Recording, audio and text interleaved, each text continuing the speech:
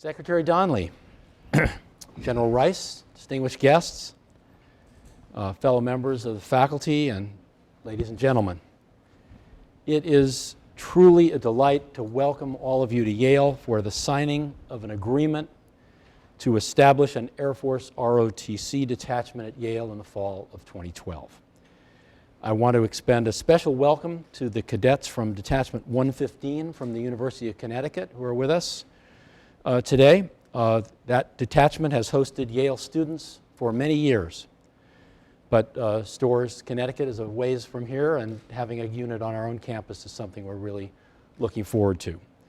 I'm delighted that I'm told that Robbie Brzezinski is here. Is Robbie here?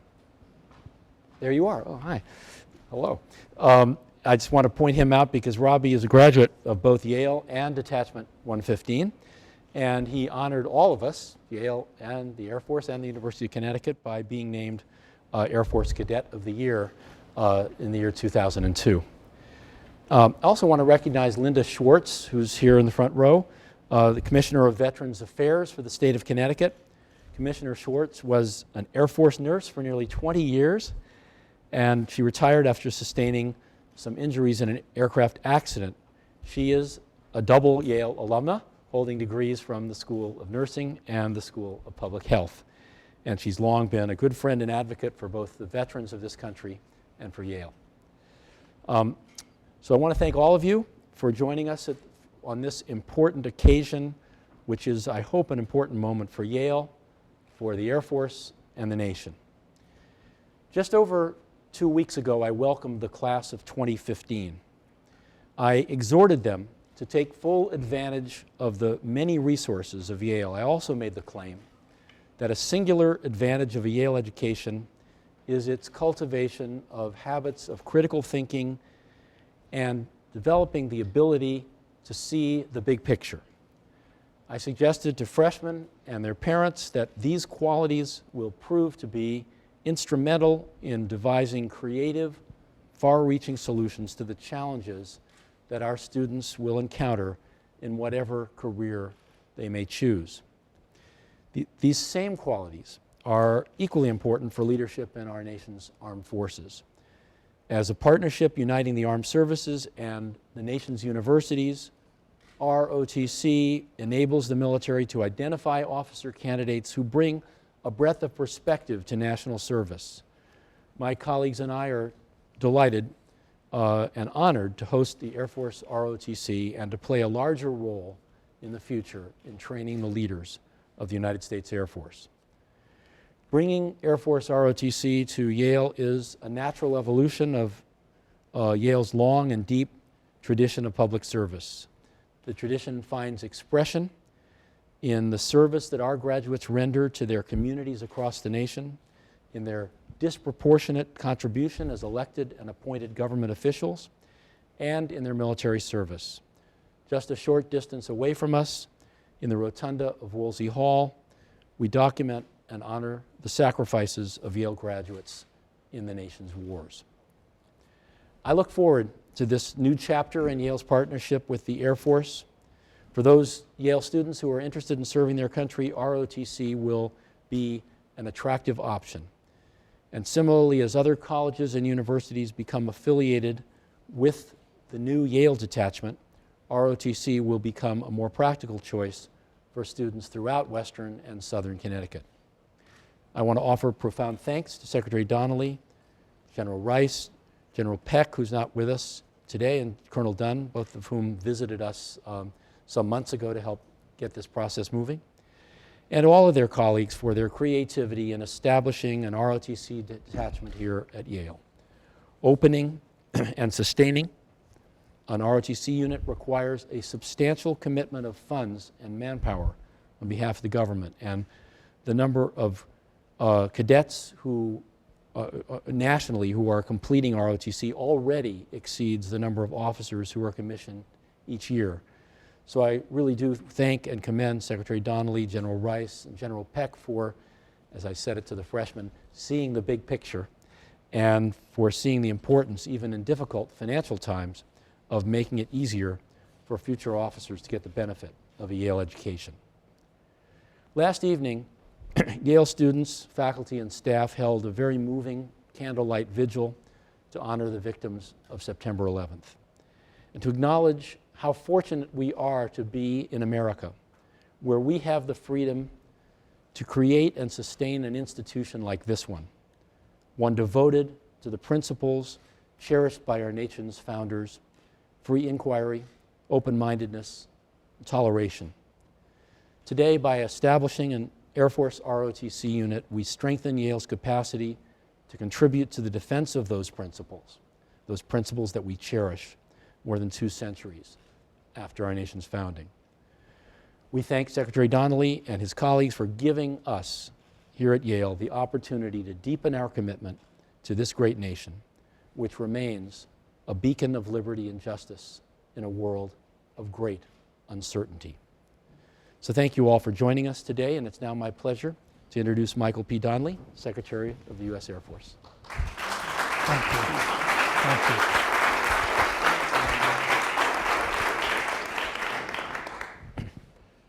Well, President Levin, thank you for your leadership and for hosting this ceremony today. This event marks an important milestone as we formally recognize the growing ties between Yale University and the United States Air Force. I also want to particularly thank General Ed Rice and his staff, our Commander of Air Education and Training Command, for his hard work on this initiative. As the Secretary of the Air Force, I am very pleased to sign this agreement, which will enable the Air Force Reserve Officer Training Corps, Air Force ROTC, to establish a new detachment as a permanent presence at Yale University to begin on-campus classes for cadets in the fall of 2012. There are many reasons to applaud this new agreement, but let me single out a few that immediately come to mind. First, a permanent presence for the Air Force ROTC here at Yale will make it easier for Yale students who are interested in military service to access ROTC education and training opportunities. Second, a Yale presence will give the Air Force a way to connect and engage with some of the brightest and most diverse students in America. But just as important, the return of an Air Force ROTC presence on campus will be an everyday example to the Yale community of the men and women who wear our nation's cloth and whose service and sacrifice protect our freedoms and keep our country secure. It'll be a reminder that while the United States military's all-volunteer force remains one of our nation's strengths, this strength depends on broad participation by its citizens. Participation that includes fellow Yale colleagues and must include men and women from every part of our great nation. Yale University has a long and distinguished relationship with our nation's armed forces, including the Air Force and its predecessor, the U.S. Army Air Corps. In fact, during World War II, with the opening of the Cadet Advanced Training Center at Yale, about 3,000 cadets of the Army Air Force Technical Training Command moved in, taking over fully half of the residential space and a third of the academic facilities here at Yale. In 1943, band leader Glenn Miller stood up the 418th Army Air Force Band here. And it was also during this era that Yale produced a World War II fighter ace, David Wilhelm, who entered the U.S. Army Air Corps in 1942 after graduation as a second lieutenant through Yale ROTC. Following the establishment of our Air Force as a separate military service in 1947, several of the Air Force's earliest senior civilian leaders were Yale graduates, including 3 of my predecessors, Secretaries of the Air Force, W. Stewart Symington, Donald Quarles, and Eugene Zuckert. Other Yale graduates who have served in the Air Force and continued prominent careers in public service have included former Pennsylvania Senator Arlen Specter, former U.S. Ambassador to China, Clark Rant, and former President George W. Bush. Since 1946, a total of 229 Yale graduates have entered active duty and since retired or separated from the Air Force. There are currently 32 Yale graduates on active duty in the Air Force and 12 Yale graduates serving in the Air Force in the civil service, including my Assistant Secretary for Financial Management, Dr. Jamie Moran, who graduated Yale in 2003.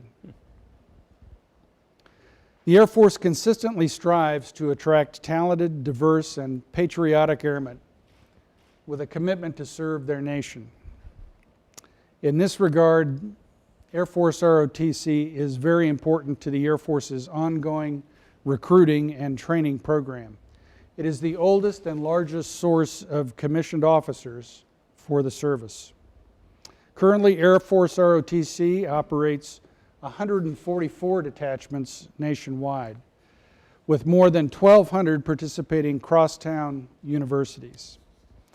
In 2010, ROTC commissioned a little over 1,800 second lieutenants who entered active duty in the United States Air Force. And approximately 1,850 new Air Force second lieutenants are expected to be commissioned this coming year. Yale University was among the original 77 Air Force ROTC detachments activated in 1946 and operated on campus until 1957. Although ROTC at Yale was disbanded in 1970, in recent years, Yale students have been able to take ROTC at the University of Connecticut's Storrs campus. Not surprisingly, Yale students have continued to excel, including Yale student and Yukon Air Force ROTC cadet Robbie Brzezinski, who now serves on the staff of the National Security Council. I'm also happy to note that this year 2 Yale students received commissions as second lieutenants through the Air Force ROTC program, completing their ROTC studies as members of Detachment 115 at the Yukon's Storrs campus. And there are currently 3 Yale students enrolled in that program. It is my hope, and I believe it is the hope of the university leadership, that with a full-time presence on the Yale campus itself, many more students will be attracted by the opportunity to serve our country and will apply to join Air Force ROTC here at Yale. In fact, I'm confident that the Air Force ROTC program at Yale will indeed thrive. Already, Yale and the United States Air Force share a number of common institutional ideals. In the United States Air Force, all airmen are expected to live by 3 core values: integrity first, service before self, and excellence in all we do. Yale's commitment to service, to intellectual excellence, and diversity make it the right school for a renewed and invigorated Air Force ROTC presence. On behalf of the United States Air Force, I want to thank President Levin and the Yale faculty for their support in bringing Air Force ROTC back to one of our nation's most prestigious institutions of higher learning. We look forward to building a strong relationship with the Yale community, and we thank you for your ongoing support as together we train and prepare the Air Force leaders of tomorrow. Thank you. Okay. We're going to sign.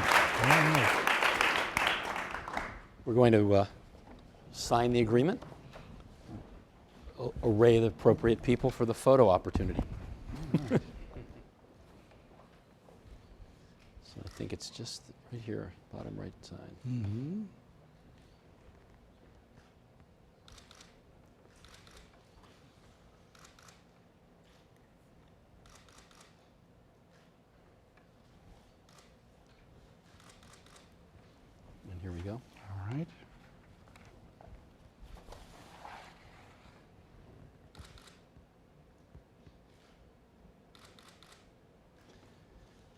Okay.